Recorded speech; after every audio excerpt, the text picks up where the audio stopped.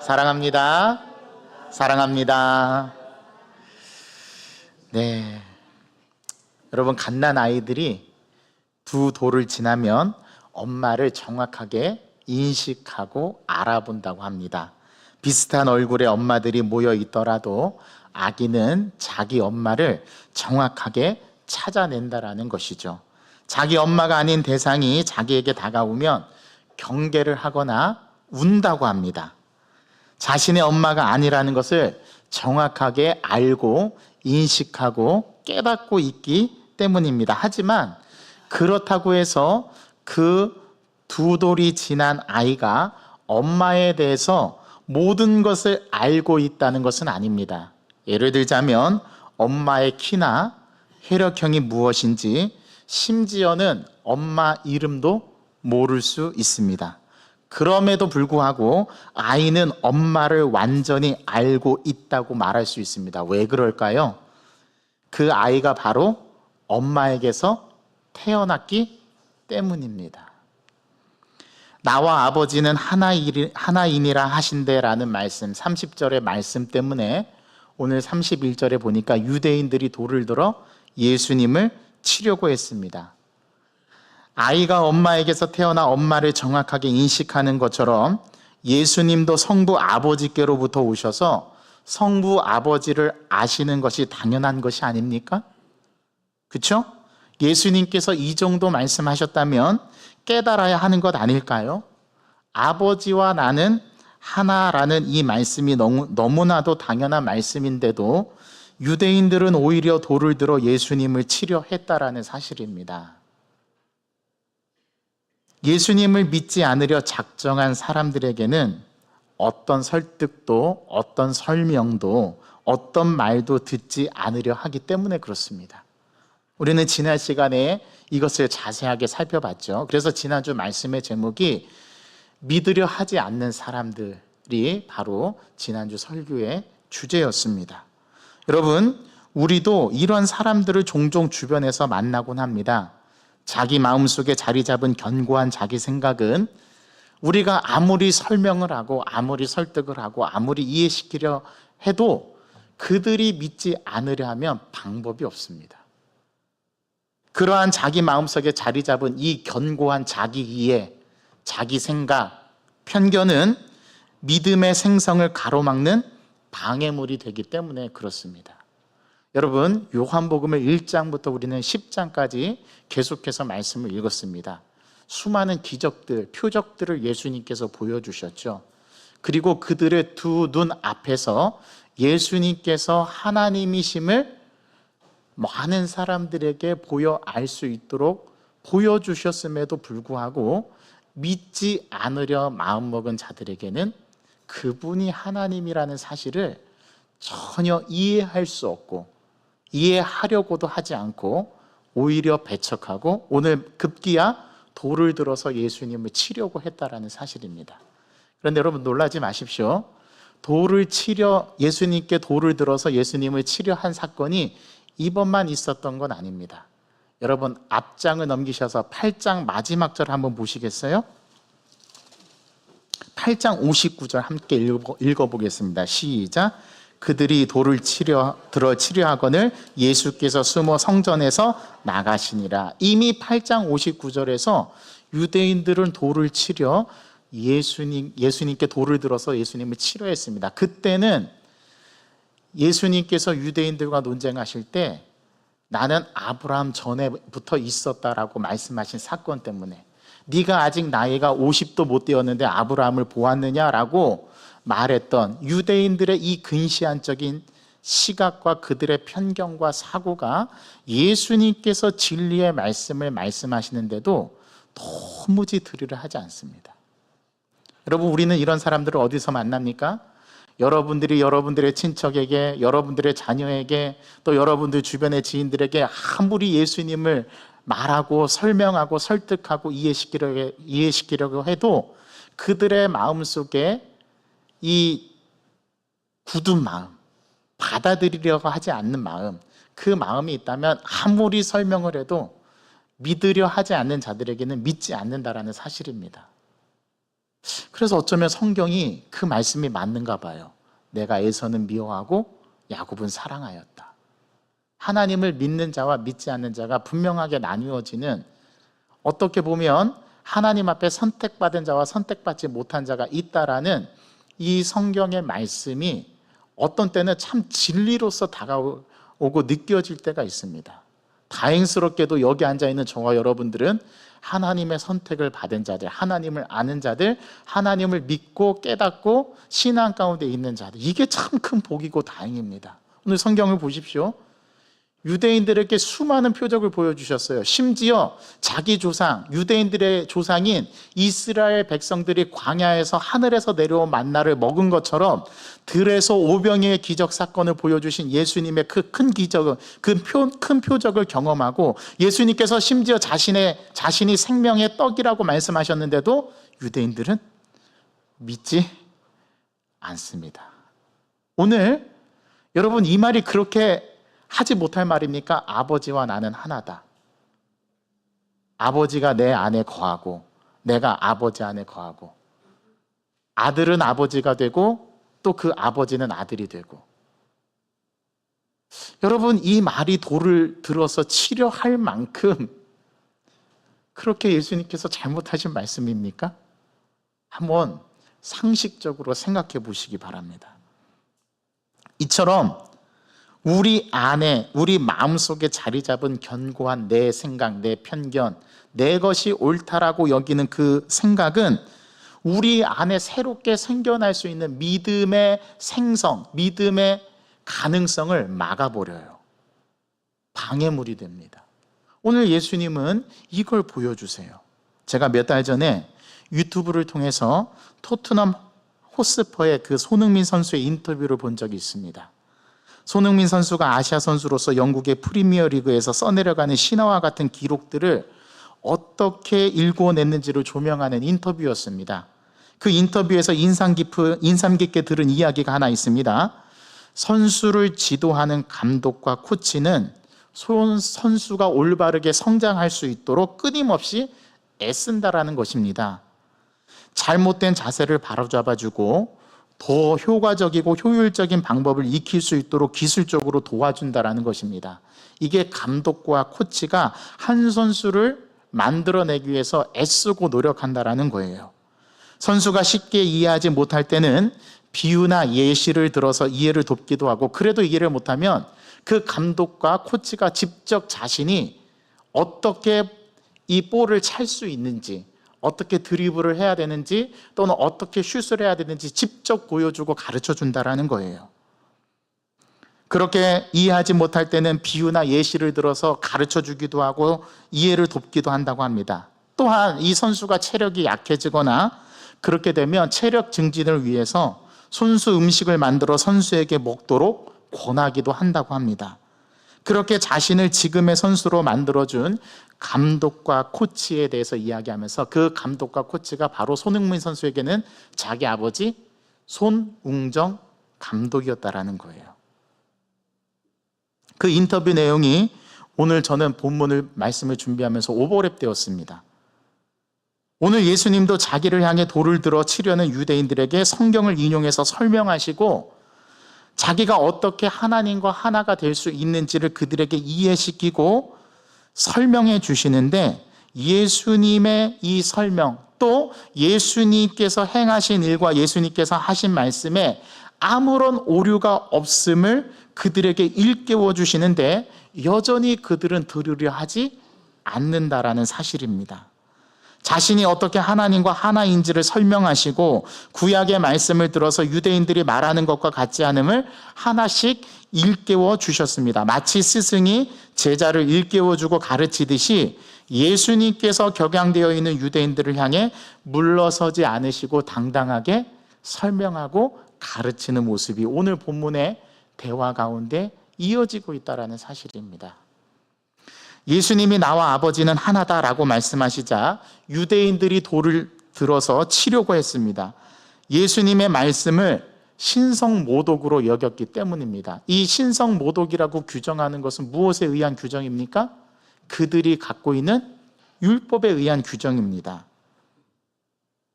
주님이 행하신 많은 선한 일은 인정하지만 예수님이 하나님이시라는 말씀만큼은 나는 도무지 받아들일 수가 없다, 나는 이해할 수가 없다라고 보았던 것이죠. 유대인들의 마음속에는 예수님에 대한 깊은 반감이 자리 잡고 있었기 때문에 그들이 주님의 말씀을 수용하지 못하고 대신에 돌을 집어들었다라는 이야기입니다. 유대인들의 이해에 반하고 그들이 전혀 받아들일 수 없기 때문에 그 돌을 든 것이었습니다. 여기서 우리는 중요한 한 가지를 깊이 고민해 봐야 합니다. 내가 이해하지 못한다고, 수용할 수 없다고, 내 견해에 반한다고 해서 돌을 들어야 하는 것인가? 우리는 이 점을 한번 생각해 봐야 합니다. 나는 틀리지는 않는가? 혹시 내 생각이 예수님께서 저렇게 말씀하실 정도라면 혹시 내가 알고 있는 율법에 대한 해석이 내가 잘못 편견을 가지고 받아들이고 있는 것은 아닌가?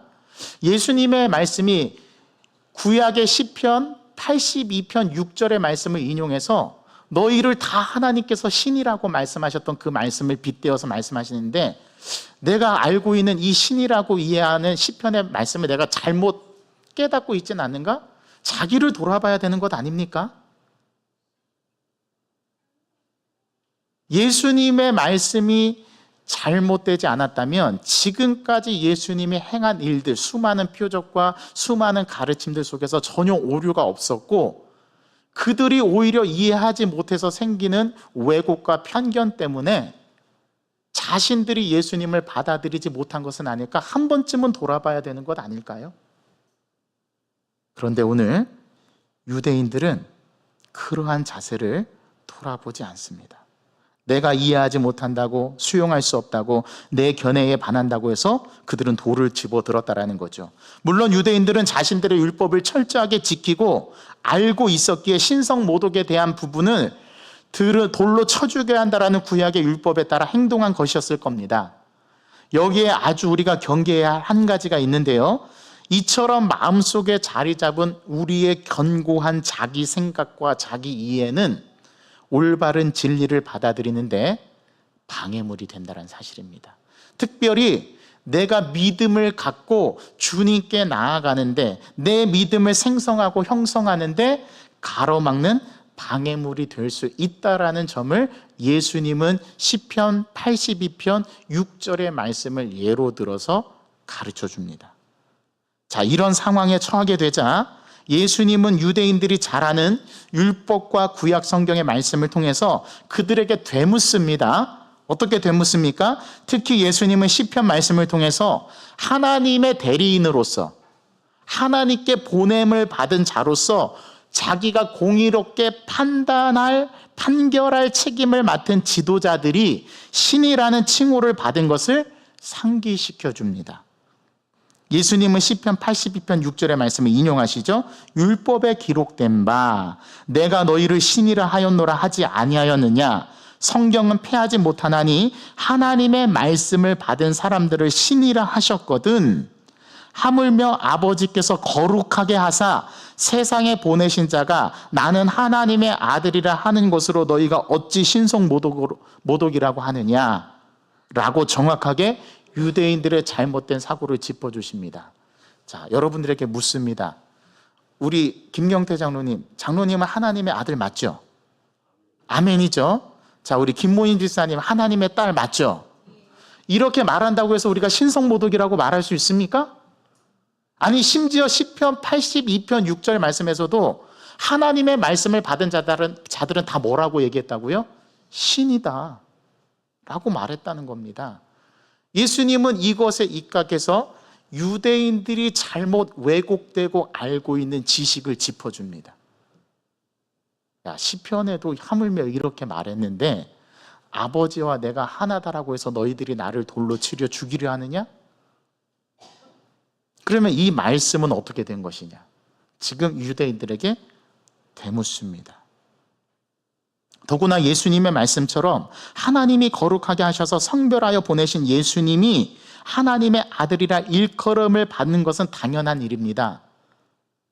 우리는 이 사실을 분명하게 인정할 수 있습니다. 그러나 유대인들은 자신들의 율법의 틀에 갇혀서 진리를 오늘 받아들이지 못하고 그 진리를 왜곡해서 주님께서 친히 구약의 말씀을 예로 들어서 설명해 주시는 대로 돼도 받아들이려 하지 않는 태도. 여러분, 이게 뭘까요? 이 순간 자기 이해가 구약의 말씀을 넘어서고 심지어 예수님께서 가르쳐 주시는 것도 넘어서서 자기가 옳다라고 여기는 것. 이게 참 오늘날로 말하면 너는 틀렸고 나는 맞고, 네가 하면 불륜, 내가 하면 로맨스. 여러분, 이 편견과 자기 이해가 상대방을 죽이는, 돌을 드는 행위까지 갔다라는 거, 이건 무서운 겁니다. 우리들의 신앙의 여정을 돌아보시기 바랍니다. 우리가 믿는 믿음이 무엇인가를 생각해 보시기 바랍니다. 오늘 예수님께서 이거를 말씀하셨습니다. 예수님 자신이 하나님과 하나라는 말이 신성모독이라는 편견이 오히려 시편에 기록된 하나님의 말씀을 있는 그대로 받아들이지 못하게 만들었기 때문입니다. 주님은 유대인들에게 그들이 가진 자신의 고정관념을 깨뜨리고 경직된 마음을 깨뜨려 열린 마음으로 진리를 있는 그대로 받아들여야 함을 지금 이 말씀을 통해서 가르쳐 줍니다. 믿지 않으려 작정한 굳은 마음을 기경하지 않으면 이처럼 진리이신 예수님을 거부하는 불신앙으로 나타난다라는 말씀이 사실 요한복음의 말씀의 핵심이기도 합니다. 이렇게 될 확률이 많은 사람이 누구일까요? 목사입니다. 왜요? 목사는 성경에 정통하고 신학교에서 3년 내내 그런 것들을 교육하고 봤거든요. 그래서 자신이 정확하고 자신이 올바르게 알고 있다고 생각합니다. 그러나 목사도, 원숭이도 나무에서 떨어지듯이 목사가 다 알고 있는 게 아니거든요. 그래서 항상 겸손한 마음을 유지하고 겸허한 마음을 유지하고 성도들이 하는 말을 귀담아 들어야만 합니다. 왜요? 저도 틀릴 수 있기 때문에요. 그래서 늘 두려운 마음이 있습니다, 저에게는. 여러분, 믿지 않으려 작정한 굳은 마음을 기경하지 않으면 이처럼 진리이신 예수님을 거부하는, 돌을 집어드는 상황까지 갈 수 있다는 사실, 우리는 이걸 아주 무섭게 들여다볼 수 있어야 합니다. 여러분, 유대인과 대조적으로 예수님은 오히려 유대인들이 믿음으로 나아오기를 간절히 원하셨습니다. 그래서 내가 아버지의 일을 행하거든 믿고 그렇지 않다면 믿지 말라고 말씀하십니다. 이것도 굉장히 충격적인 말입니다. 그래, 나를 안 믿어도 좋다. 그러나 나를 보내셔서 내가 하는 일을 하게 하시는 그분은 믿어라. 그리고 내가 그분께서 하시는 일이 맞거든 내가 하는 일을 믿어라 라고 주님은 말씀하십니다. 나를 믿지 못하더라도 내가 행하는 일만큼은 믿으라는 겁니다. 왜요? 그것은 하나님께서 하시는 일이기 때문에. 그때 유대인들은 이렇게 생각했을 겁니다. 아니, 내가 너를 믿지 못하는데 네가 하는 일을 내가 어떻게 믿을 수 있냐? 이것도 논리입니다. 이것도 열린 마음, 굳은 마음으로 바라보면 우리는 이것을 받아들일 수가 없게 됩니다. 나를 믿지 못하더라도 내가 행하는 일만큼은 믿으라. 그러면 깨닫고 알게 될 것이다라고 말씀하셨던 이 예수님의 말씀, 우리는 주목해 봐야 합니다. 유대인들은 이런 주님의 마음마저 저버리고 결국 믿음과 깨달음에 실패해 버리고 말았습니다. 나아가 손을 들어 주님을 잡으려 했습니다. 우리는 주님의 마음이 무엇인지를 이 대목에서 헤아려 보아야만 합니다. 주님은 아버지 하나님처럼 모든 사람이 구원을 얻고 진리를 아는 데 이르기를 원하셨죠. 그래서 친히 자기가 인간의 육신의 몸을 입고 이 땅에 오신 것 아닙니까? 오늘 본문은 유대인들이 얼마나 안타까운지를 우리에게 가르쳐 줍니다. 혹시 이 유대인들이 우리는 아닐까요? 이처럼 사람들은 어떤 일을 판단할 때 객관적인 시각보다는 자신이 속한 진영 논리에 입각한 주관적인 시각으로 판단할 때가 많습니다. 왜요? 자기가 옳다고 여기기 때문에 그렇습니다. 그런데 우리는 또 한 가지를 기억해야 됩니다. 나도 틀릴 수 있다는 사실을.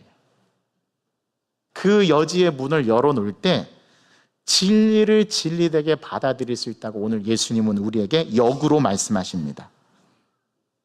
이 진리를 배우고자 하는 겸손한 자세가 아니라 스스로 진리와 비진리를 결정하려는 어리석은 자세가 우리에게 있다라는 사실, 그것이 유대인들의 모습이었다라는 사실을 오늘 주님은 시편의 말씀을 인용해서 가르쳐주고자 하는 겁니다. 예수님은 유대인들의 이러한 교만을 안타까워하고 계십니다. 보고 싶은 대로 보고 믿고 싶은 대로 믿는 사람들에게는 인간의 몸으로 오신 하나님의 아들이 하나님을 모독하는 것으로 볼 수밖에 없다라는 거죠. 여러분, 우리는 여기까지 가면 안 되지 않을까요? 그렇죠? 우리가 아무리 뛰어난들, 우리가 아무리 많이 안들 예수님을 넘어서기는 불가능하다는 것쯤 우리는 이해할 수 있잖아요. 상식적으로. 아니, 심지어 제가 여기 서서 아무리 의학적인 지식을 말한다 해도 저는 김한태 장로님을 능가할 수는 없습니다.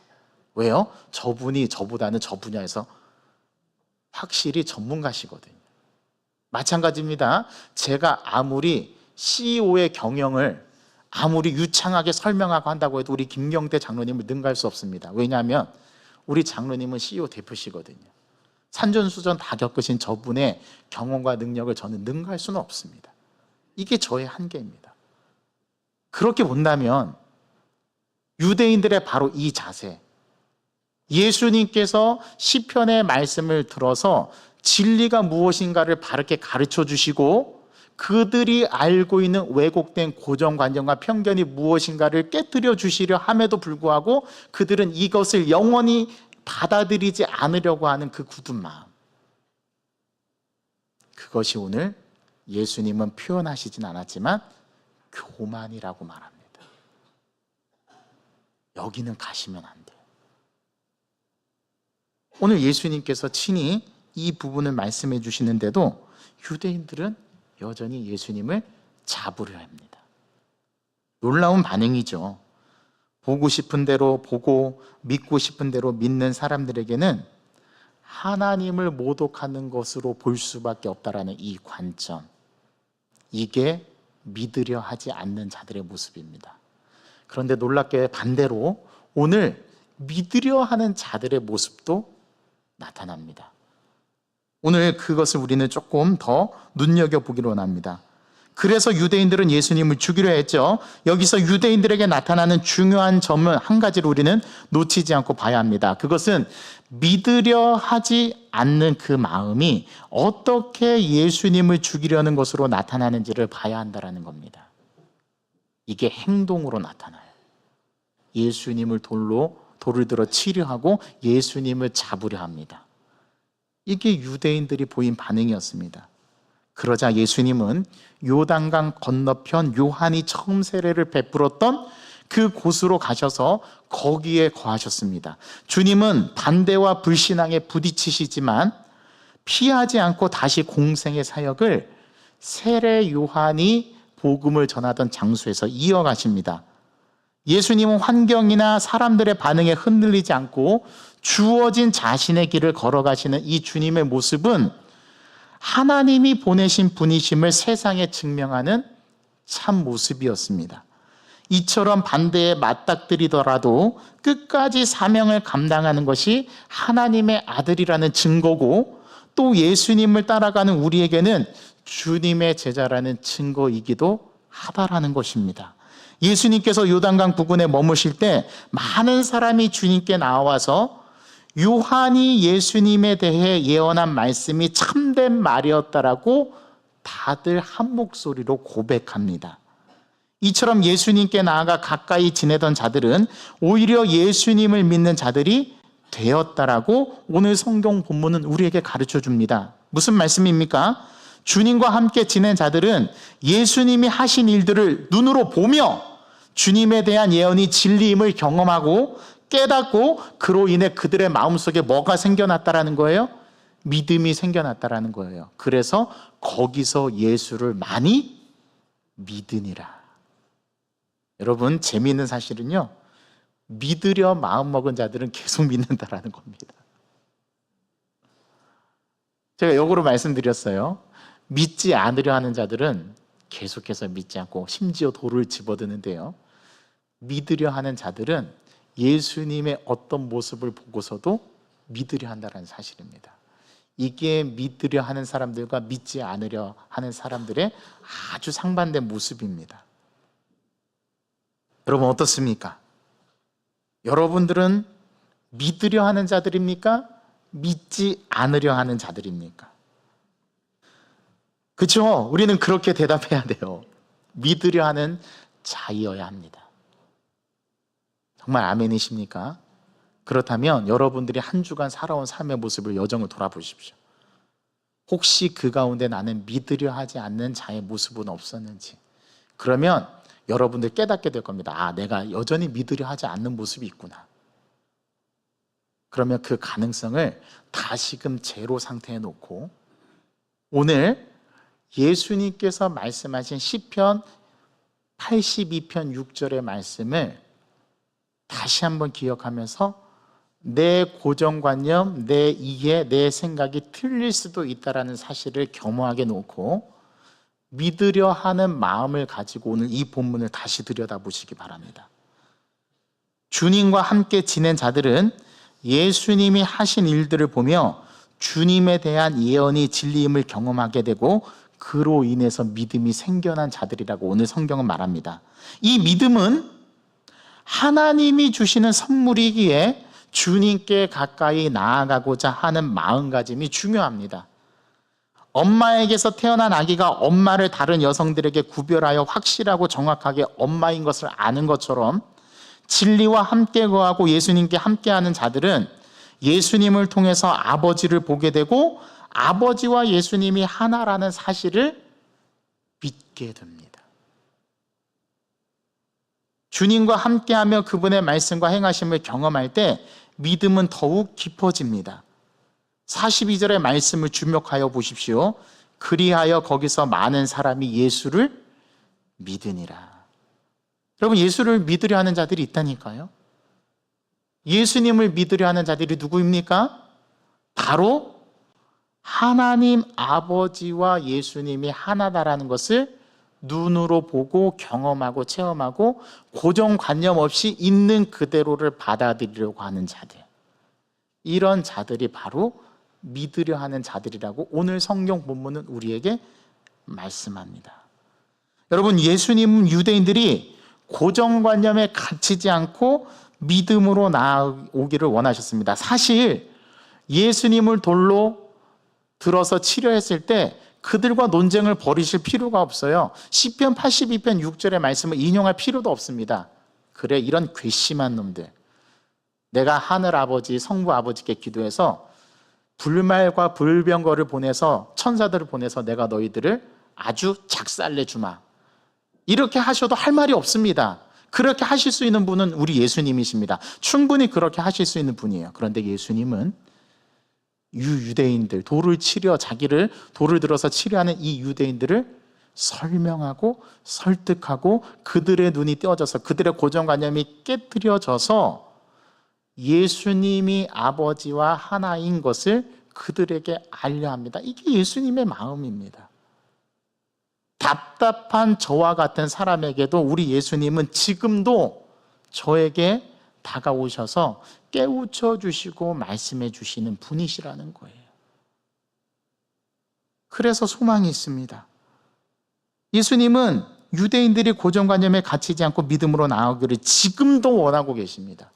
그래서 그들과 논쟁하십니다. 그들을 이해시키려고 합니다. 그들에게 설명하려고 합니다. 시편 82편 6절에 하나님의 말씀을 받은 자들을 다 신이라 불렀거든 어찌하여 내가 아버지와 하나인 것을 말한다고 해서 너희들이 나를 돌로 치려 하느냐. 그들을 율법, 그들이 잘 아는 율법의 말씀을 가지고 그들을 이해시키고 설명하고 아버지와 내가 하나라는 사실을, 오류가 없다라는 사실을 지금도 예수님은 깨우쳐 주기를 원한다라는 이 예수님의 마음 아시겠습니까?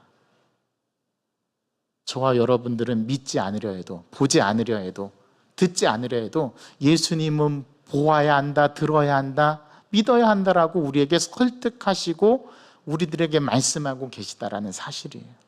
그래서 주님이 행하신 일을 볼 때 하나님은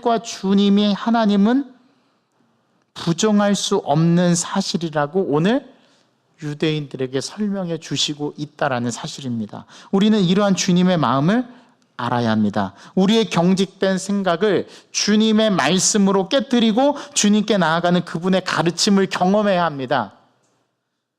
열린 마음으로 주님께 나아가서 참된 사랑을 경험하는 저와 여러분들이 되어야 합니다. 제가 괜히 이거 힘주어서 말하는 것 같죠? 제가 대학교 1학년을 마치고 군대에 입대했습니다. 저는 상공육 보충대로 입대를 해서 25사단의 신병교육대에서 훈련을 받았습니다. 제가 신병교육을 받고 이제 자대 배치를 받을 때쯤 되었습니다. 이게 9주간의 훈련을 마치고 나면은 이제 그 훈련병 모든 교육을 다 이수하고 이제 퇴소할 때 부모님이 면회로 오세요. 면회로 오셔서 이제 그동안 못 봤던 얼굴을 보고 이제 자대 배치를 받아서 이제 가게 되는 그 사이에 한번 부모님과 면회할 기회가 주어집니다. 그때 제가 저희 집은 이제 충청도고 저는 이제 파주에서 훈련을 받았기 때문에 그 거리가 쉽지 않은 거리인데 부모님과 또 신학교 동기들이 많이 와서 저를 위로해 주었습니다. 그때 그 신학교 동기 중 한 친구가 저에게 힘들고 어려울 때마다 이 찬양을 들으라고 저한테 찬양 테이프 하나를 선물해 줬어요. 그게 워킹의 2집인데 믿음이라는 곡이었습니다. 그 곡을 김명수라는 분이 가사를 쓰고 고영선이라는 분이 곡을 쓰셨는데 그 가사가 이렇습니다. 들어보십시오. 난 언제나 주님을 간절히 원하네. 기쁠 때나 내가 슬플 때도 나와 동행하시는 주님. 어두운 밤 외로워 지쳐 쓰러질 때 위로 주신 그 사랑이 놀라와 내 안에 있는 분 그를 나는 믿네. 언제나 내 안에 주님을 노래하며 나는 따라가리. 놀라운 그 사랑 내 안에 영원함을 나는 믿네. 여러분, 믿음이 뭘까요? 믿는다라는 게 뭘까요? 오늘 유대인들은 어떻게 해서라도 예수님의 말씀을 믿지 않으려 하는데 오히려 예수님께서 물러가서 세례 요한의 복음을 전파했던 광야에서 많은 사람들이 찾아와 예수님을 믿었다라는 이 반대적인 진술은 우리에게 믿음이 무엇일까를 고민하게 합니다. 여러분, 사실 잘 생각해 보면 믿는다라는 것도 내가 하는 게 아니에요. 나에게 믿음을 주셔서 믿게 하시는 그분이 하시는 겁니다. 여러분, 우리는 삶을 살아가면서 내가 아무리 믿으려고 해도 믿어지지 않는 때가 있거든요. 그런데 어떤 것은 내가 안 믿으려고 해도 믿어지는 게 있어요. 여러분, 그런 순간이 있지 않습니까? 그런 걸 보면 믿는다는 것도 내가 하는 것이 아니라는 결론에 도달하게 됩니다. 오늘 이 찬양의 가사의 고백이 우리들의 믿음이 무엇인가를 알려주는 고백이 되기를 원합니다. 여러분, 믿음은 기독교의 진리 가운데 가장 중요한 진리 가운데 하나입니다. 하나님을 믿는다, 예수 그리스도를 믿는다, 성령님께서 나와 동행하시는 것을 믿는다. 이 믿음이 무엇일까? 이번 한 주 동안 씨름해 보시기 바랍니다. 그리고 나는 믿으려 하는 자인지 아니면 여전히 믿지 않으려 하는 자인지 오늘 이 말씀을 통해서 나 자신을 들여다보는 저와 여러분 되기를 간절히 소망합니다. 하나님, 아버지와 나는 하나이니라 말씀하신 그 말씀 때문에 예수님은 곤경에 처하고 위험에 처하게 되었습니다. 유대인들은 신성모독이라 하여 그들이 이해하고 있는 그 율법의 틀 안에서 예수님이 하신 진리의 말씀을 왜곡된 마음으로 받아들이고 그들의 가진 고정관념과 편견으로 인해서 예수님이 어떻게 아버지 하나님과 하나가 되는지에 대한 설명을 들어도 그들은 여전히 예수님을 잡고 또 예수님의 말씀을 들으려 하지 않고 예수님을 믿으려 하지 않았습니다. 반면에 예수님께서 그들을 피해서 세례 요한이 전파하던 광야로 돌아가사 거기에서 다시금 예수님의 공생의 사역을 이어가시고 그때 많은 사람들이 그 광야로 나와 예수님을 만나서 그 예수님을 믿는 자들이 있다라고 오늘 성경은 이야기하는데 이 상반된 반응을 보이는 이들에게 가장 중요한 믿음이 과연 도대체 무엇일까? 오늘 주님의 말씀을 통해서 깨닫기를 원하는데, 주여 저희들의 마음속에 믿음이 무엇인가를 가르쳐 주시고 깨우쳐 주시옵시고 우리가 그 믿음 안에 거하는 자들이 될 수 있도록 인도하여 주옵소서. 예수 그리스도의 이름으로 감사하며 기도하옵나이다. 아멘. 우리 다 같이 자리에서 일어나셔서